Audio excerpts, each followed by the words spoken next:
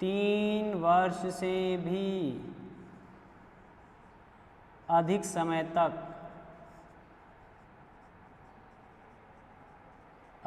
तक राष्ट्रपति शासन लागू रहा था।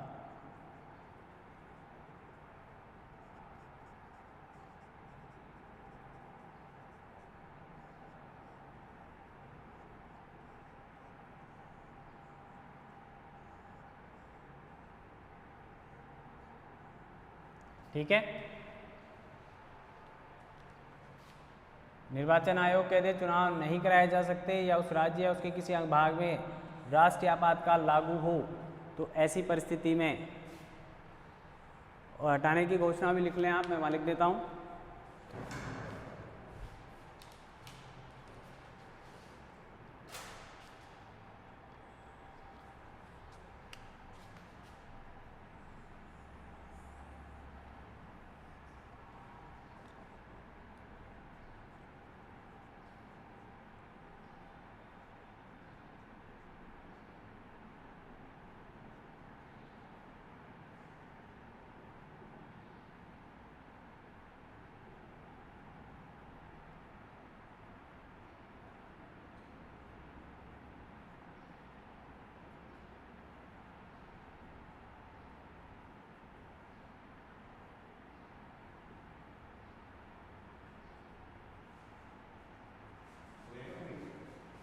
राष्ट्रपति कर सकता है।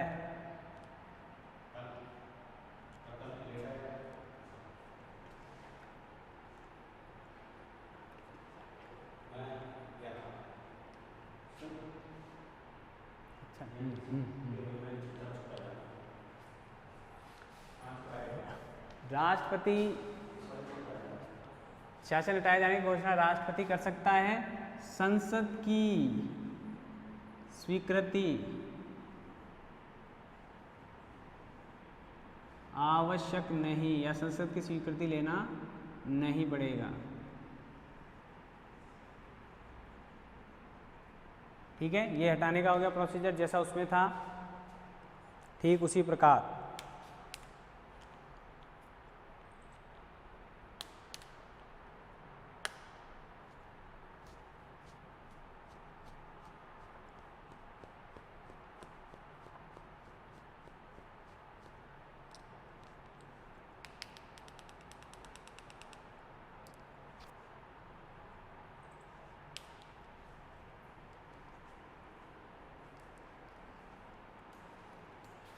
जिसका अनुमोदन, प्रभावशीलता और उसकी समयावधि, जैसे हमने राष्ट्रपति शासन में अध्ययन किया था, ठीक उसी प्रकार ऐसी की ऐसी है।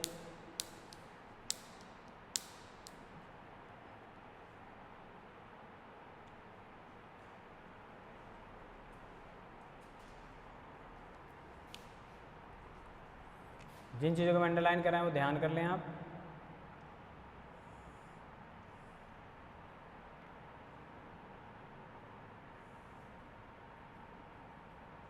ये आपने पहले ही पढ़ा हुआ है इसको। प्रथम बैठक से 30 दिन के अंदर, 2 महीने के अंदर अंदर क्या देना पड़ेगा, उसको अनुमोदित होना आवश्यक होगा। संसद की स्वीकृति आवश्यक नहीं है और सामान्य घोषणा के द्वारा भी क्या किया जा सकता है, इसको हटाया जा सकता है। पहले इसकी अवधि कितनी थी राष्ट्रपति शासन की, एक बार में 1 वर्ष, और 44वें संविधान संशोधन के द्वारा यह अवधि पुनः कितनी कर दी गई, 6 माह।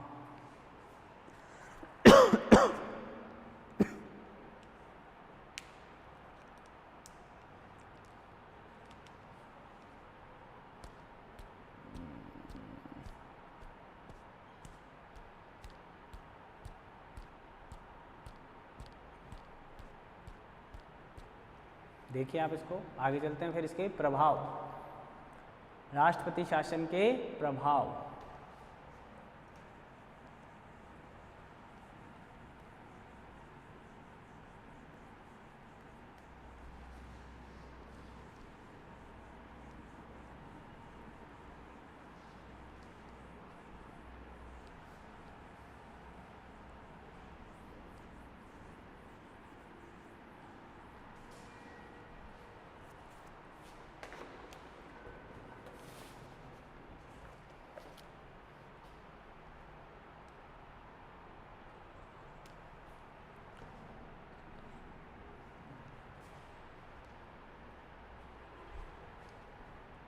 प्रभाव।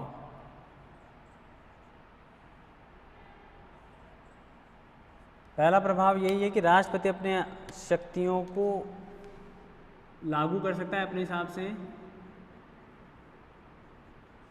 राष्ट्रपति शासन के अंतर्गत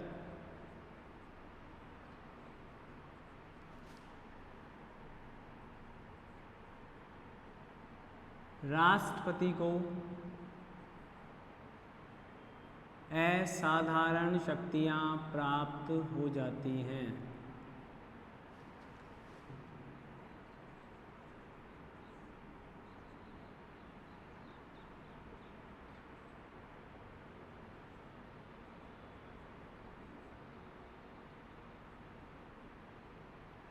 जैसे कि वह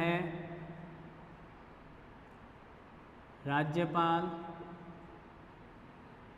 या अन्य व्यक्तियों की प्रशासनिक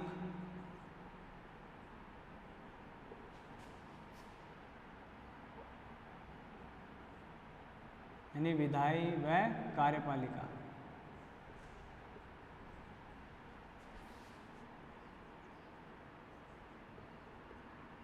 शक्तियां अपने हाथ में ले लेता है।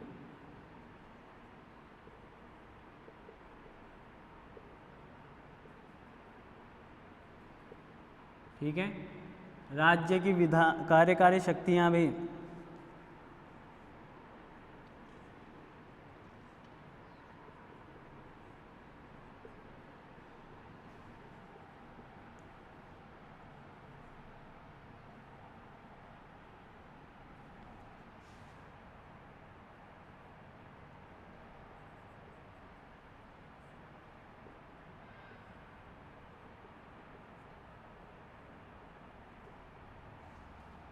प्रयोग कर सकता है।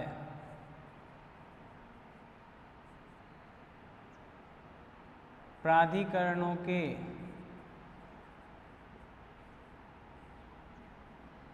संवैधानिक अधिकारों के निलंबन के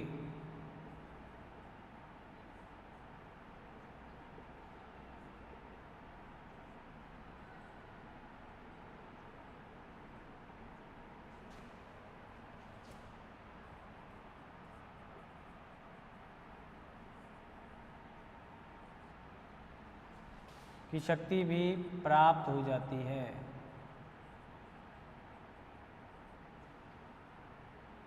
ठीक है, अब इन शक्तियों के अंतर्गत क्या कर सकता है वो, और क्या कर सकता है देखो, मुख्यमंत्री या मंत्री परिषद को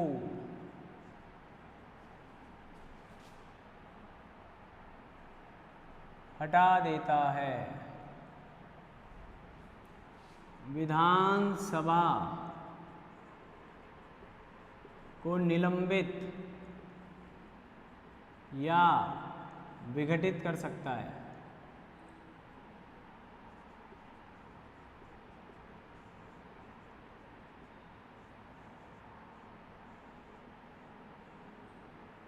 ये अपने आप में राष्ट्रपति शासन का सबसे बड़ा प्रभाव है। मैंने कहा था राष्ट्रीय आपातकाल के समय तो क्या नहीं कर सकता, सब कुछ कर सकता है, लेकिन विधानसभा को निलंबित नहीं कर सकता। लेकिन राष्ट्रपति शासन के दौरान वह विधानसभा को निलंबित कर सकता है या उसे विघटित कर सकता है, या मुख्यमंत्री या मंत्री परिषद को क्या कर सकता है, हटा सकता है। तो फिर शासन कौन संभालेगा, शासन कौन संभालेगा, इसके लिए उन्होंने व्यवस्था कर रखी है। इसके बाद राष्ट्रपति राज्यपाल व मुख्य सचिव की सहायता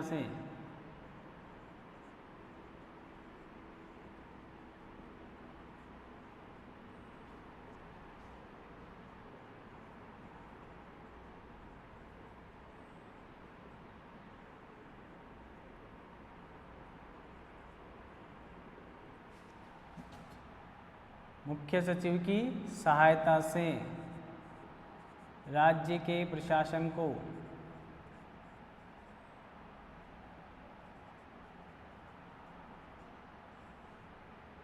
अपने हाथों में ले लेता है।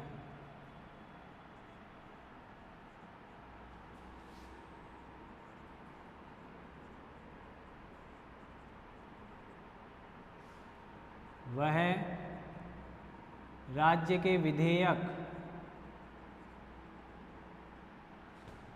या बजट प्रस्ताव को पास कर सकता है।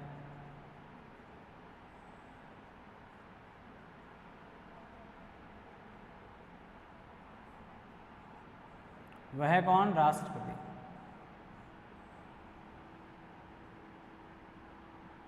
ये मुख्य प्रभाव पड़ रहे हैं किसके? राष्ट्रपति शासन के। मुख्य शक्तियों को राष्ट्रपति ने अपने हाथों में ले लिया।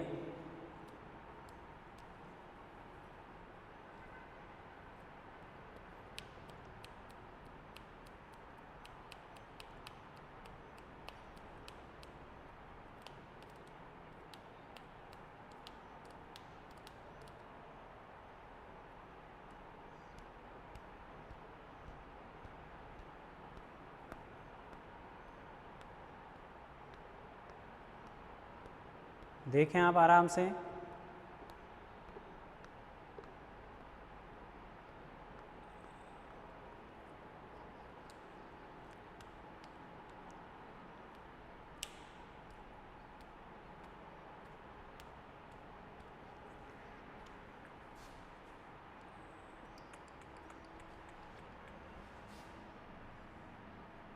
विघटन का प्रभाव देखें आप। अगर कोई राज्य विधानसभा निलंबित या विघटित हो जाती है तो उस राज्य के लिए अध्यादेश जारी कर सकेगा राष्ट्रपति।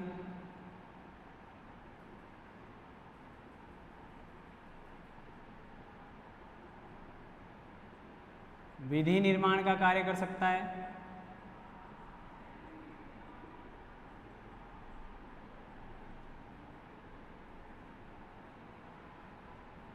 संचित निधि के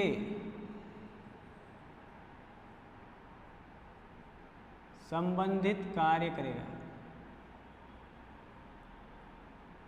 मतलब ऐसे विधेयक जिनसे संचित निधि के आधार पर धन निकलवाना था या धन से संबंधित कोई कार्य है, उनको भी कर सकेगा कौन? राष्ट्रपति।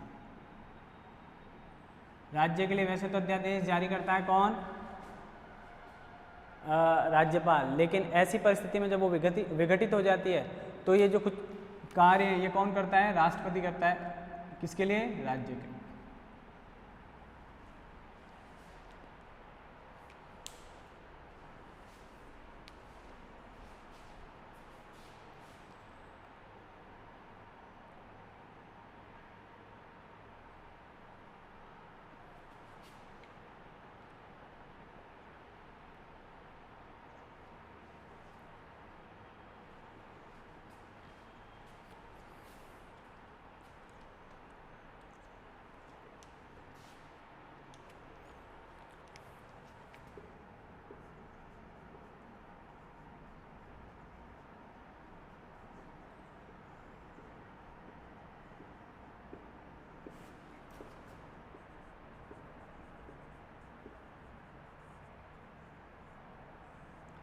संबंधित राज्य के लिए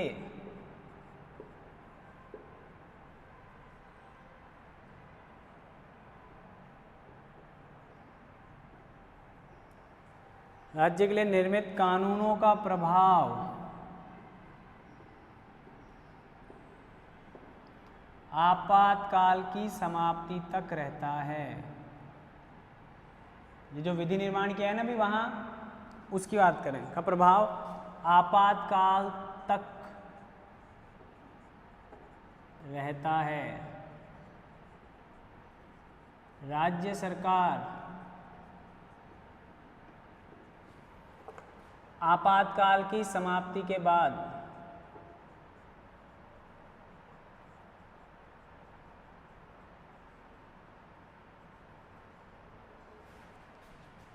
पुनः लागू कर सकती है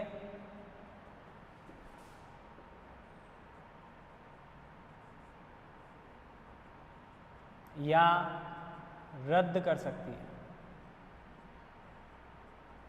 पुनः लागू कर सकती है या रद्द कर सकती है।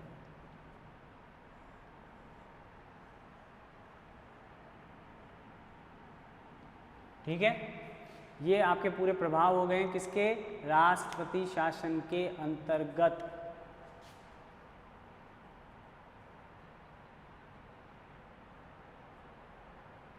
प्रशासनिक एवं विधायी शक्तियां प्राप्त हो रही हैं, तो ये हम इसको कह दें, व्यक्तियों को विधायी शक्तियां प्राप्त नहीं है, राज्यपाल की और जो भी व्यक्ति है, जैसे मुख्य सचिव हुआ, मुख्यमंत्री हुआ, या इस तरह की कोई शक्तियां जो हैं, कानून निर्माण की शक्ति है।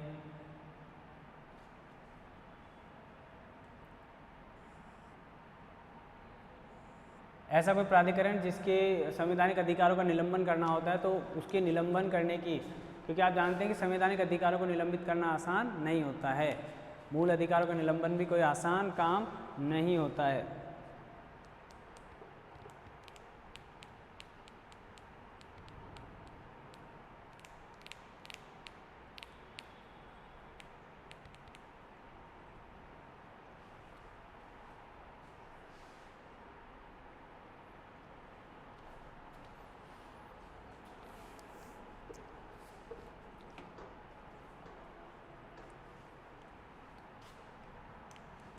एक और लिख लें, वैसे तो उसको हटाना था। 1950 से लेकर अभी मतलब 2017 के करीब 125 बार राष्ट्रपति शासन लगाया जा चुका है।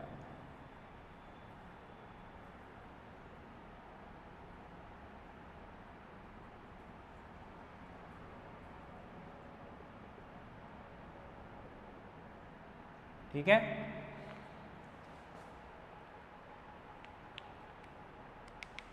लास्ट अभी लगा था जम्मू कश्मीर में।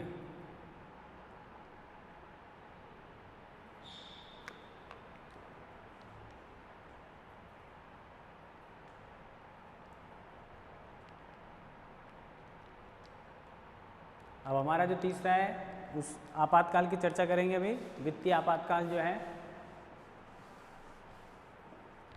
आपके समझ में आ गया कि आपातकाल की जो प्रावधान है या आपातकाल का जो महत्व है वो इसीलिए है कि आप राज्य में और राष्ट्र में किसी समस्या या बड़ी आपदा के समय आप राज्य के प्रशासन को सुचारू रूप से चला सकें।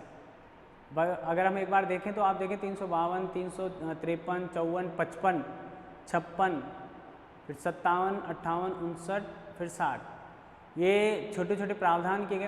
365 कौन कौन से अनुच्छेद का हमारे यहाँ 352, 353 मैंने कहा था प्रभाव के लिए आता है। 353 जो प्रभाव है उस प्रभाव की बात करता है। उसके बाद आता है राज्य के वितरण संबंधी या राज्य संबंधी जो प्रावधान है वो 354 में आते हैं। 55 में आता है राज्य की सुरक्षा के लिए, राज्य की सुरक्षा करना किसका कर्तव्य है, केंद्र सरकार का। 356 में यही है। फिर उसके आगे आते हैं मूल अधिकारों का निलंबन, और मूल अधिकारों, कौन से मूल अधिकारों का निलंबन होगा और कौन से मूल अधिकारों का निलंबन नहीं होगा। फिर 360 के अंतर्गत वापस आएगा वित्तीय आपातकाल, उसकी चर्चा करेंगे। तो इस तरह हम देखते हैं तो आपको समझ में आना चाहिए कि भारत में सभी समय ऐसी परिस्थितियां नहीं रहती हैं कि जिसके आधार पर आप राष्ट्र के विखंडन को रोक सकें।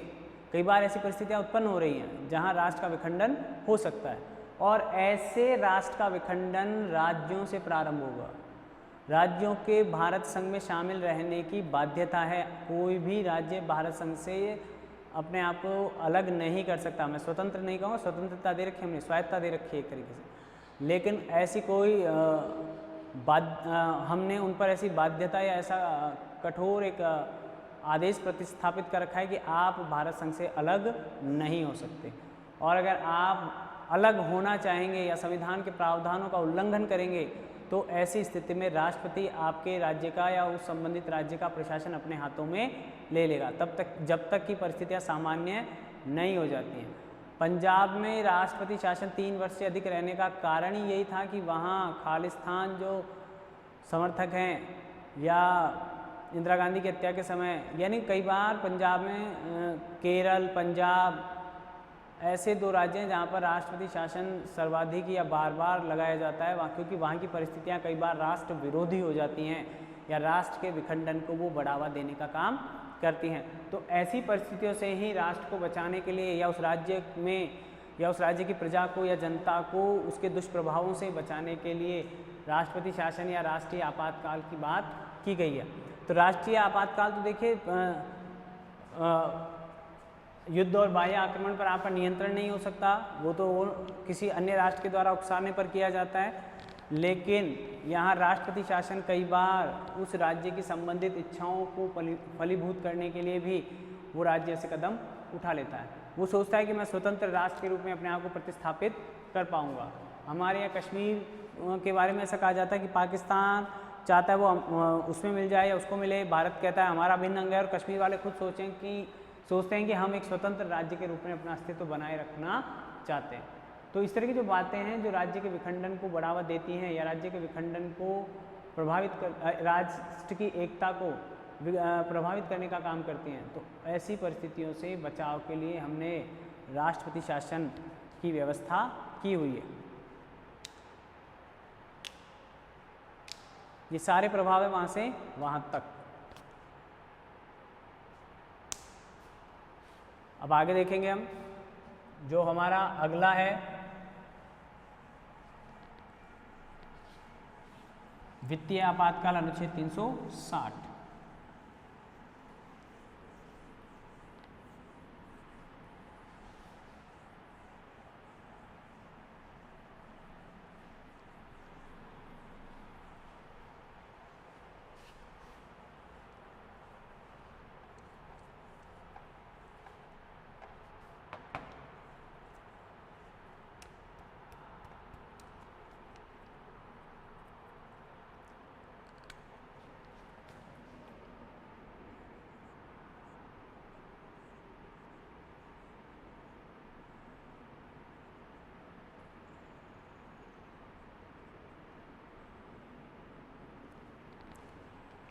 इसके बारे में कहा जाता है कि पहली बात तो ये ध्यान रखें कि ये आपातकाल पहले तो अनुच्छेद 360 में वर्णित है।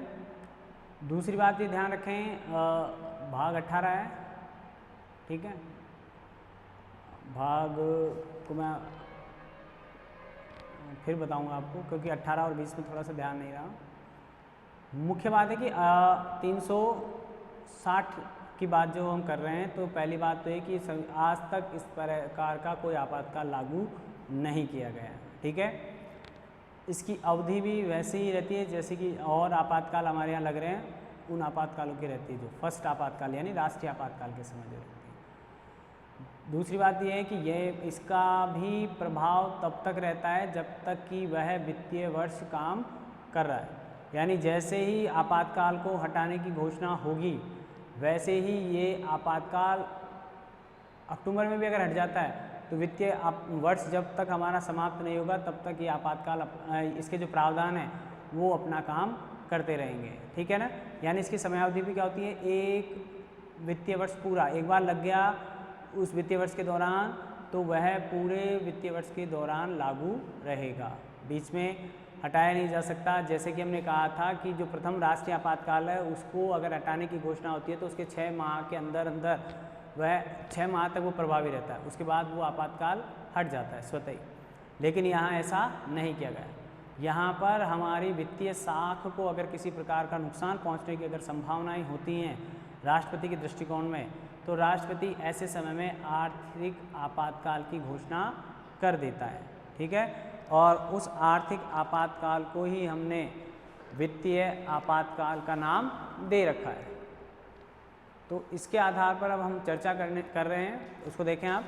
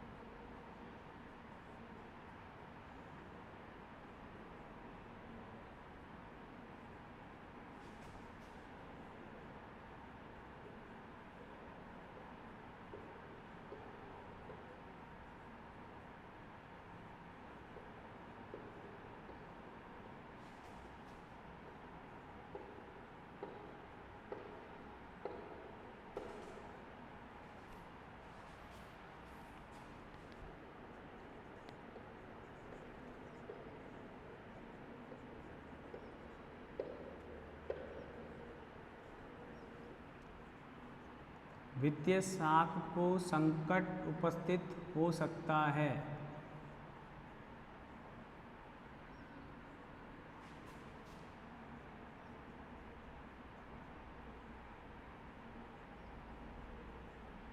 तो वह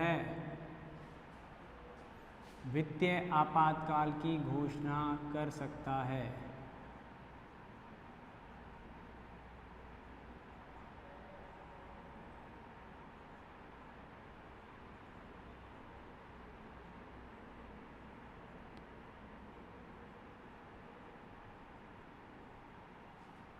वित्तीय आपातकाल की घोषणा कर सकता है।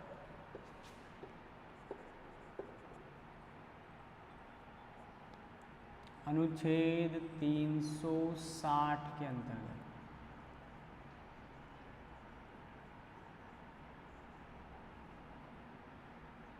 ठीक है। अब आपके ध्यान में सबसे पहले ये आना चाहिए कि जो वित्तीय आपातकाल है इसकी आवश्यकता क्यों पड़ी, पहली बार आज तक लगा भी है क्या कभी। तो सबसे पहले हमको ये ध्यान कर लें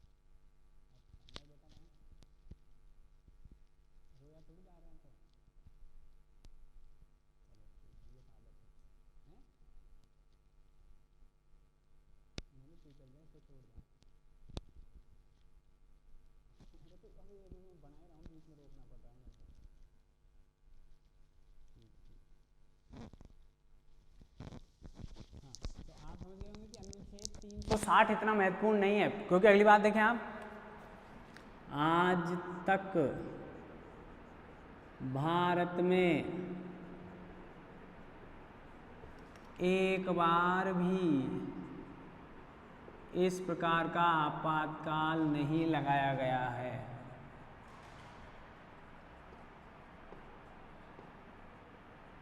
नहीं लगाया गया है। इसका मतलब भारत एक बार परिस्थिति आई थी, हाँ ये भी ध्यान कर लें, एक बार 1991 के लगभग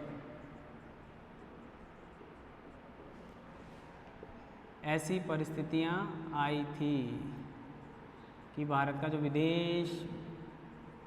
विदेशी क्या कहते हैं उसको,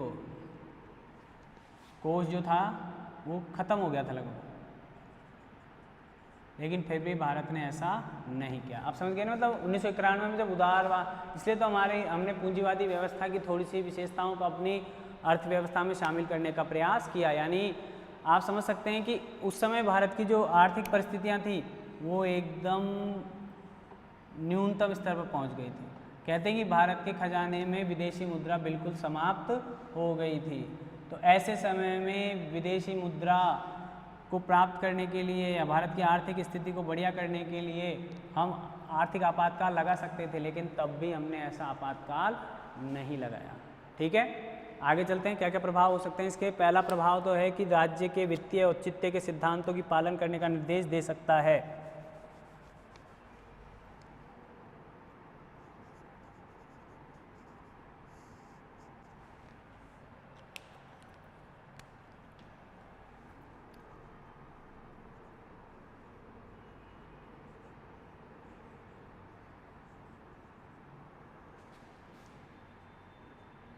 औचित्य का मतलब महत्व,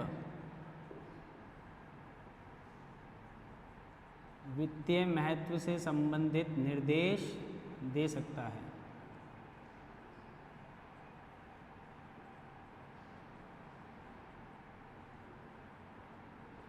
या ऐसी व्यवस्था कर सकता है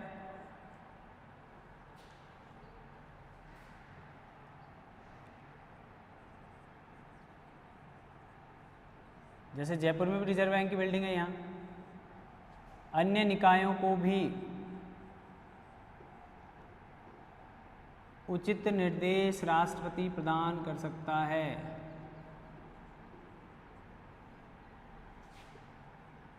राष्ट्रपति प्रदान कर सकता है। ठीक है, हम बात करें कि राष्ट्रपति का जो प्रभाव पड़ रहा है इस व्यवस्था को लेकर, उस व्यवस्था को आप किस तरह से काम करने के लिए कह सकते हैं। वेतन कम किए जा सकते हैं,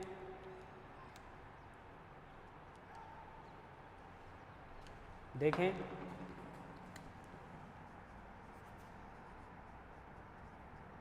राष्ट्रपति वेतन व भत्तों में कटौती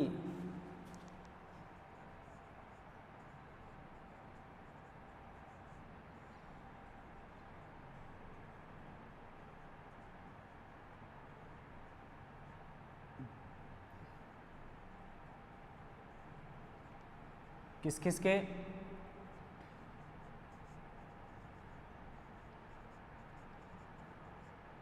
केंद्र सरकार के कर्मचारी।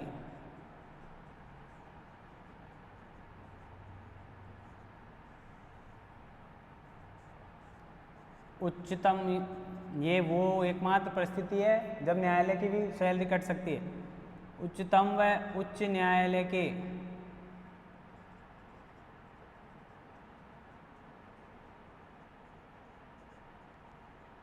न्यायाधीशों के वेतन में कटौती।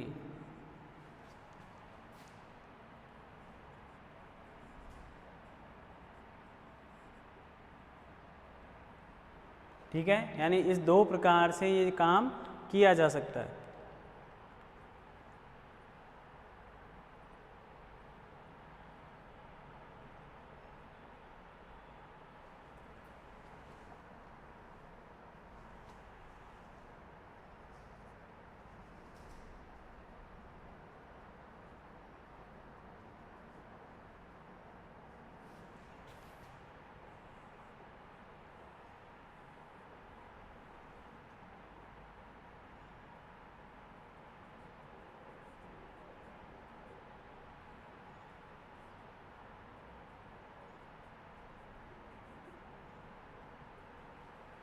ये इसके बड़े प्रभाव थे, ये ख़त्म। इतना ही प्रभाव आपको ध्यान रखना है, बस पर्याप्त है।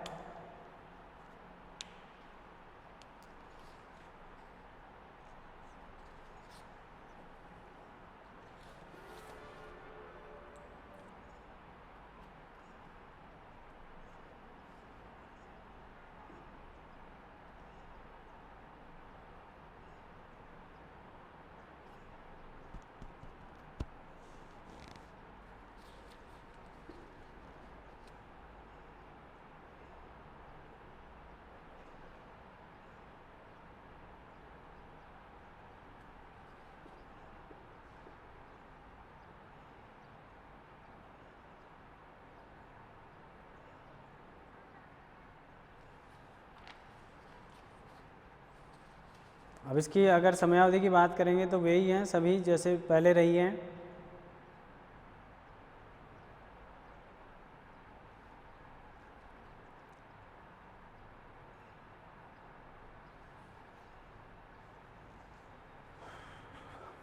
इतना इम्पोर्टेंट नहीं है, जैसा कि हमने पहले ही बात की है, लेकिन ये भी न्यायालय की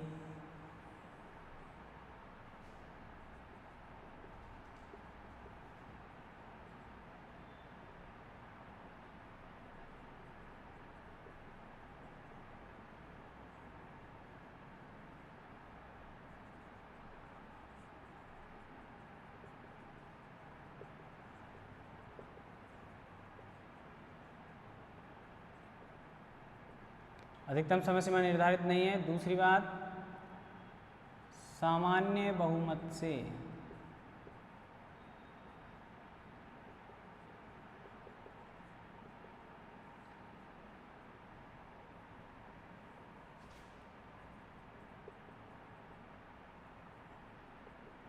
जो हमने पहले बात की वो कि वही है यहाँ पर भी, या मैं लिख दूँ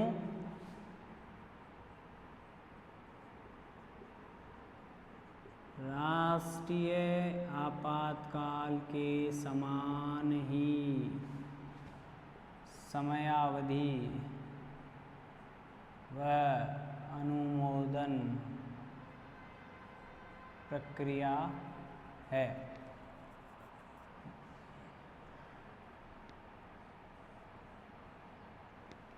और हटाए जाने के लिए समाप्ति की घोषणा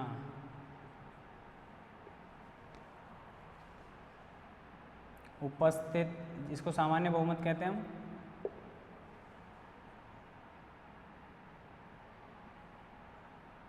उपस्थित व मतदानकर्ताओं का बहुमत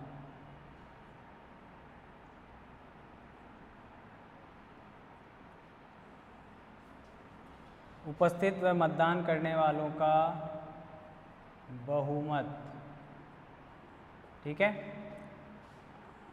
जैसे कि हमने वहाँ पहले बात की थी, जब लगाते हैं जब तो क्या चाहिए, सदन का बहुमत होना चाहिए और उसके बाद जो मतदान करने वाले जो लोग हैं उनके बहुमत का 2/3।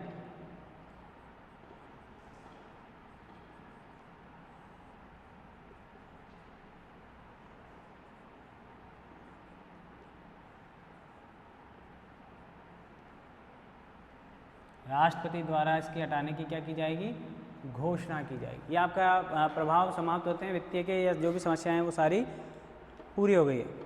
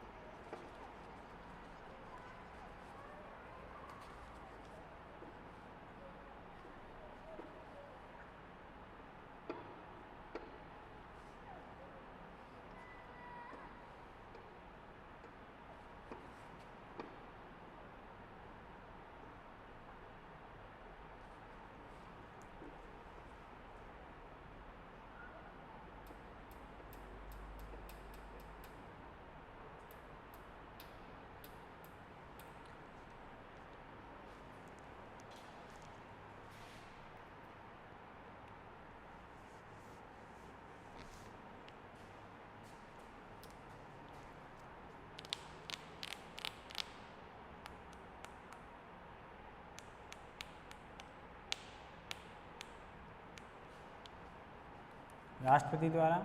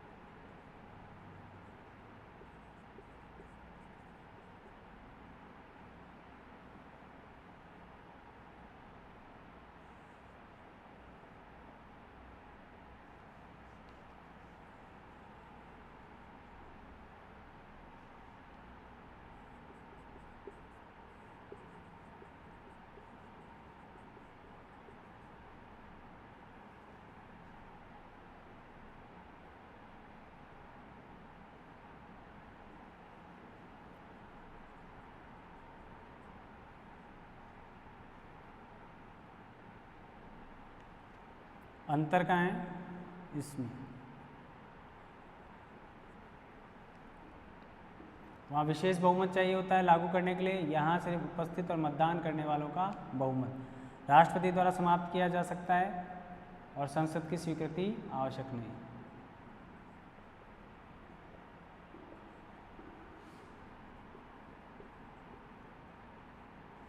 आवश्यक नहीं है।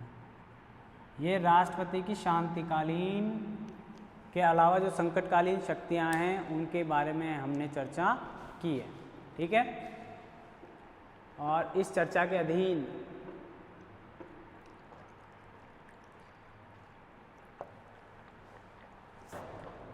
हमने 3 प्रकार की मुख्य शक्तियों का वर्णन किया है।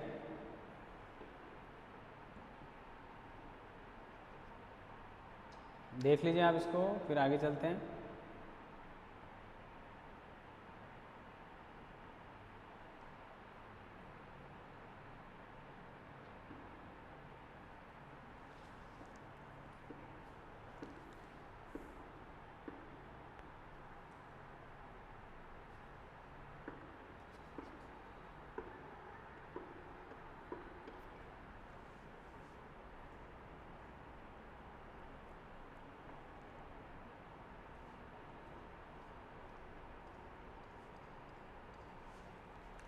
आगे चलें।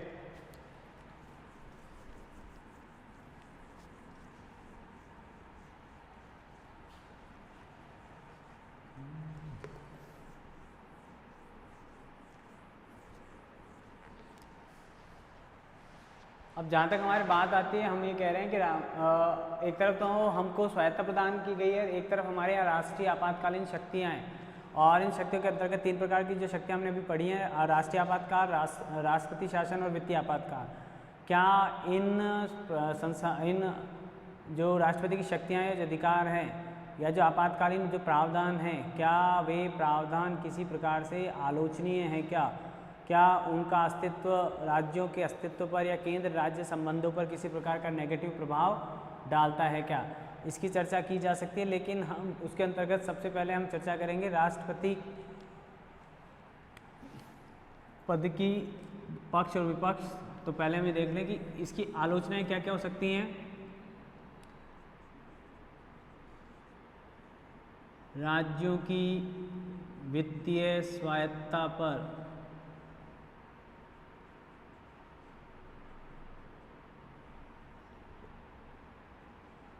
जो कि संविधान प्रदत्त है,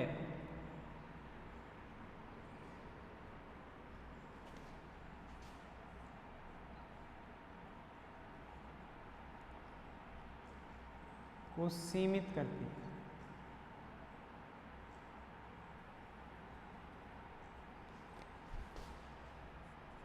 भारत के संघात्मक स्वरूप को,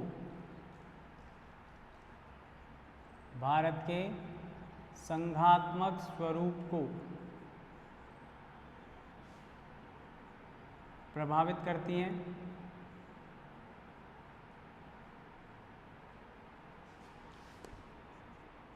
आपातकाल के समय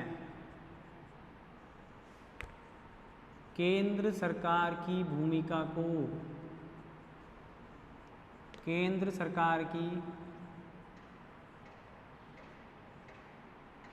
भूमिका को ज़्यादा मजबूत बनाता है।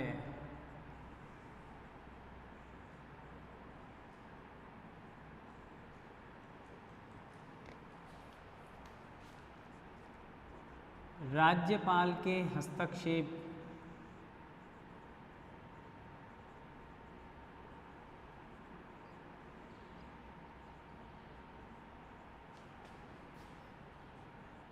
को भी बढ़ाते हैं। इसके अलावा भौतिककालीन शक्तियों को ऐसा हमने इंडिकेट किया है कि राष्ट्रपति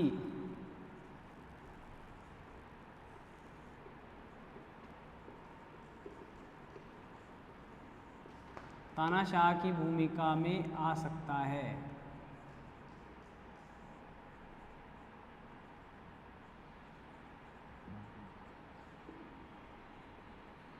ठीक है, ये क्या है?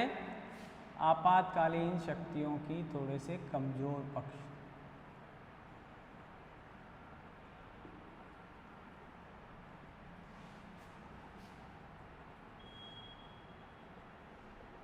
खूबियां तो जैसे आपको पता है ही, राष्ट्र संकट के समय एकात्मक स्वरूप धारण कर लेता है, या किसी भी संकट को का समाधान करने के लिए एक व्यक्ति या एक प्रशासनिक ढांचे के अंतर्गत हमें शक्तियां प्रदान कर दी जाती हैं या हमें शामिल कर लिया जाता है। सबसे महत्वपूर्ण शक्ति वही है। और दूसरी बात, जो भ्रष्टाचार या लाल फीताशाही की जो व्यवस्थाएं हैं, जो कार्य को प्रभावित कर सकती हैं, पक्ष में अगर देखना चाहें तो पक्ष में भी लिख लें आप।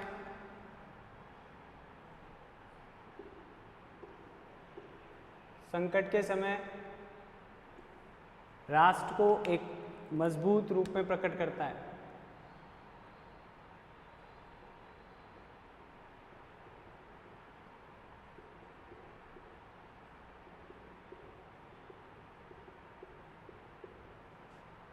मजबूत आधार प्रदान करती हैं।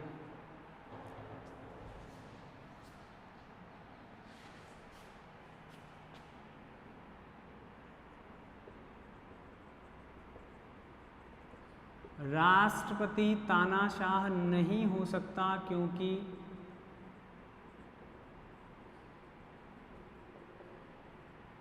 वह कैबिनेट की सिफारिश पर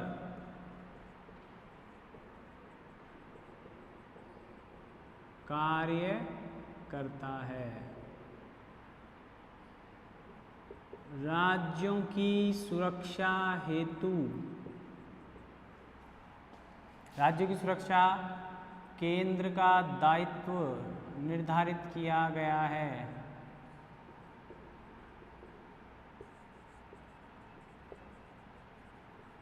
अतः केंद्र अपने कर्तव्यों का पालन करता है।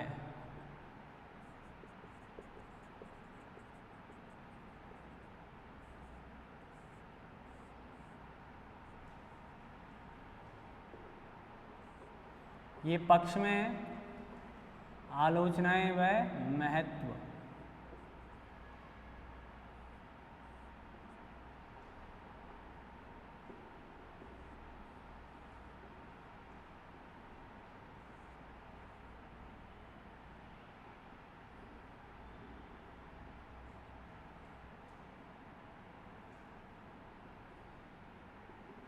ठीक है, तो कुछ पक्ष में है कुछ विपक्ष में है। संघीय स्वरूप ऐसा नहीं कि संघीय स्वरूप ये हमने दे ही रखा है कि देखो यहाँ इनकी समय सीमा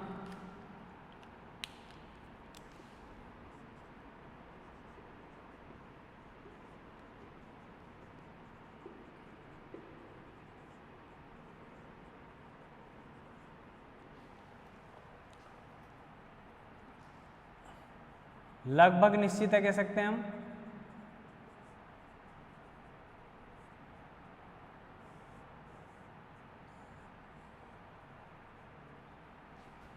अन्यथा कोई रीजनेबल कारण होना चाहिए।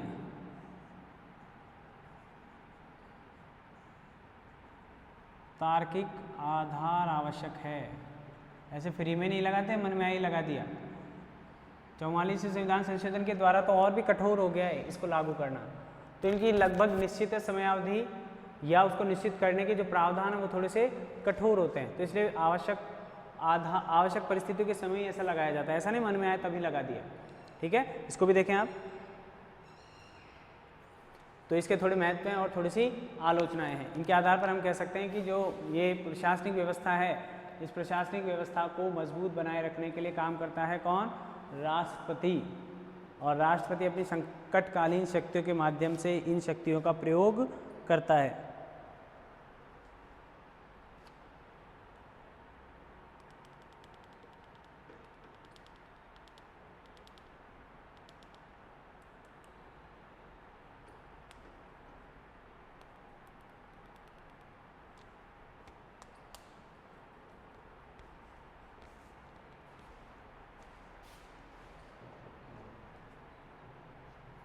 ये हो गया आपका काम।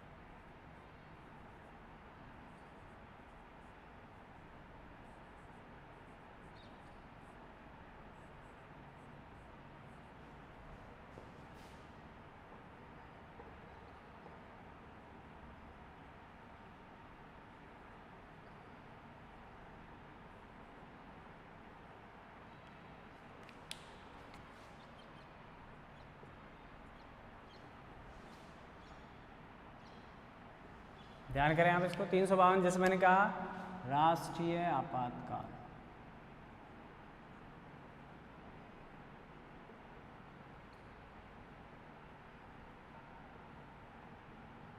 उद्घोषणा, ठीक है। 356 में राष्ट्रपति शासन,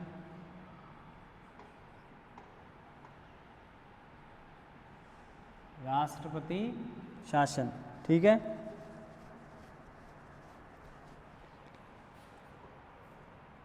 या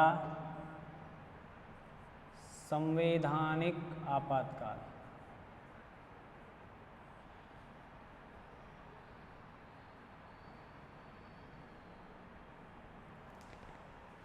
तीन 360 में वित्तीय आपातकाल,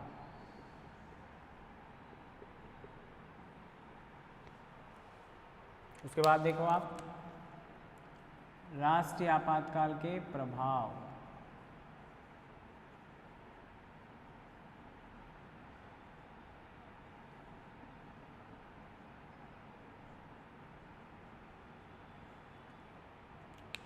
राष्ट्रीय आपातकाल के दौरान राजस्व वितरण संबंधी प्रावधानों का लागू रहना, राष्ट्रीय आपातकाल के दौरान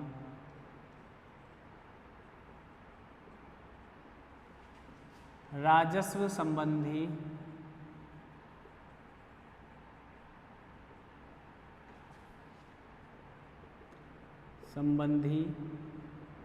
प्रावधान, ठीक है।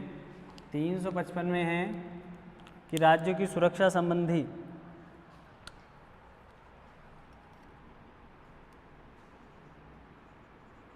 राज्यों की सुरक्षा व आंतरिक अव्यवस्था से बचाव केंद्र का कर्तव्य,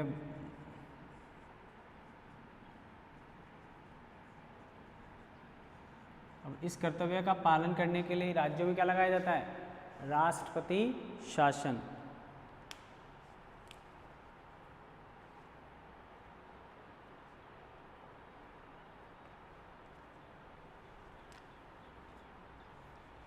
फिर आगे चलें, विधायी शक्तियों का प्रयोग।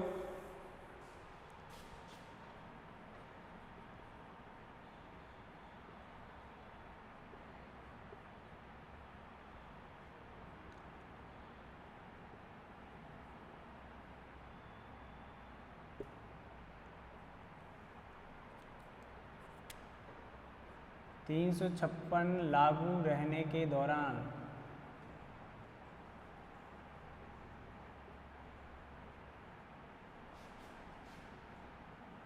विधायी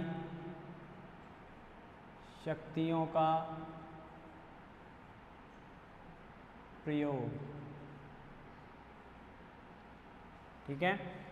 58 में है अनुच्छेद 19 के अंतर्गत प्राप्त अधिकारों का स्थगन। मैं ये क्यों लिखवा रहा हूँ आपको ध्यान है, क्योंकि डायरेक्ट एग्जाम में जो भी आप एग्जाम दे रहे हैं आगे, उन एग्जामों में पूछा गया है कि इसका अनुच्छेद क्या है। भाग 3 में मूल अधिकारों से संबंधित है, वर्णित मूल अधिकारों का स्थगन व लागू किया जाना।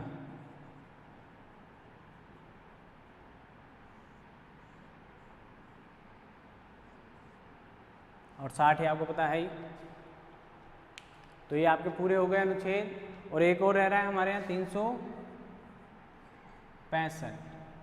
365 क्या कहता है? यदि राज्य सरकार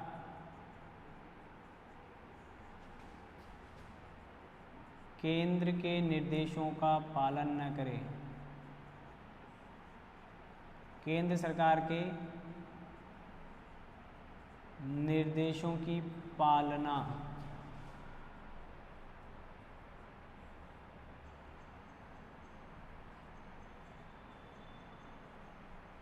करने में असमर्थ हो जाए।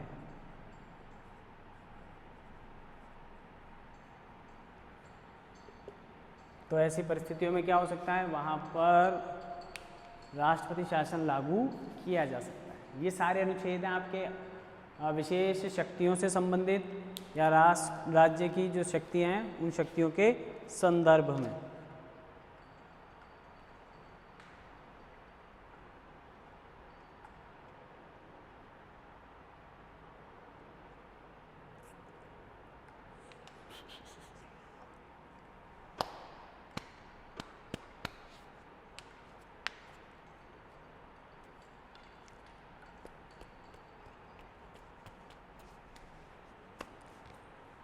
इनको याद कर लें, ध्यान कर लें, एक एक अनुच्छेद पर एक एक प्रश्न आए हुए हैं और हमारी तैयारी इस तरह से होनी चाहिए कि हम किसी चीज़ को छोड़कर नहीं चलें।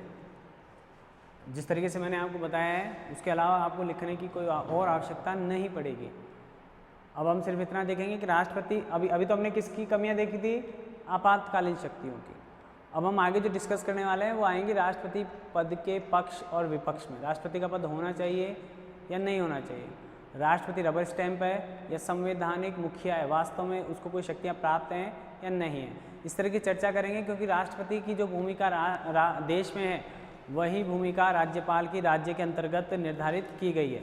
यानी राष्ट्रपति का पद अगर इम्पोर्टेंट है तो राज्यपाल का पद भी उतना ही महत्वपूर्ण होगा। यानी संवैधानिक मुखिया हैं वो राज्य में और वो राष्ट्र में। तो एक व्यक्ति को आप अगर अच्छे से डिस्कस कर लेंगे, माइंड में रख लेंगे, तो आपको बड़ी आसानी से और अनुच्छेद या और जो दायित्व उनके वे भी आपको याद हो जाएंगे। हमारा राष्ट्रपति कंप्लीट हो गया है लगभग, बस उसकी आलोचनाएं देखनी है और उसकी उपस्थिति देखनी है। उसके बाद हम आगे इस टॉपिक को ख़त्म कर देंगे, फिर हम चलेंगे प्रधानमंत्री और मंत्रिपरिषद के अंतर्गत। ठीक है, तब तक आप और ध्यान से पढ़िए। थोड़ी सी शुरू होने में है, हो जाएगा, अच्छी बात है। नहीं होगा तो अपने माइंड सेट को इस तरह से रखिए कि हम हर परिस्थिति के अंतर्गत अपने आप को डेवलप कर सकें। कई बार हम अपनी कमजोरियों को परिस्थितियों पर डाल देते हैं और उसके अनुसार सहारा ढूंढने लगते हैं, एक्सक्यूज़ ढूंढने लगते हैं। तो ऐसा न करें। अपने आसपास अपने से कमज़ोर लोगों की सफलताओं को भी देखें, जो संसाधनों से विहीन रहते हुए भी मैक्सिमम सक्सेस उन्होंने अचीव की है। सक्सेस किसी साधन विशेष की मोहताज नहीं है। आप प्रयास करेंगे, कोशिश करेंगे अपने स्तर पर थोड़े से भी याद करने की, तो वो आपका अपना कहलाएगा। और अगर आपने परसेंटेज किसी अन्य साधन से बढ़ा भी ली, इंक्रीज़ कर ली, तो नॉलेज आपकी किसी काम की नहीं रहेगी।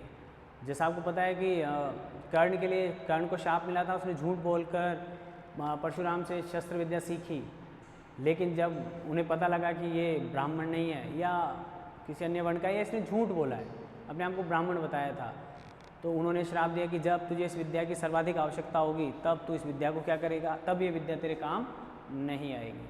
तो कोशिश कीजिए आप थोड़ा थोड़ा अपने स्तर पर सीखिए, याद कीजिए, याद किए गए को रिवाइज कीजिए। अगर आप ऐसा कर पा रहे हैं तो आप अपनी सभी आवश्यकताओं को क्या कर सकते हैं, पूरा कर सकते हैं। ठीक है, फिर मिलते हैं अगले विषय में, अगले वीडियो में, इसको कंप्लीट करने के साथ साथ। ठीक है, धन्यवाद। कोशिश करें याद करने की, याद जितना करेंगे थोड़ा थोड़ा याद होता जाएगा। हालांकि राष्ट्रपति में मैंने आपको बता दिए हैं मुख्य मुख्य जो कार्य थे वे।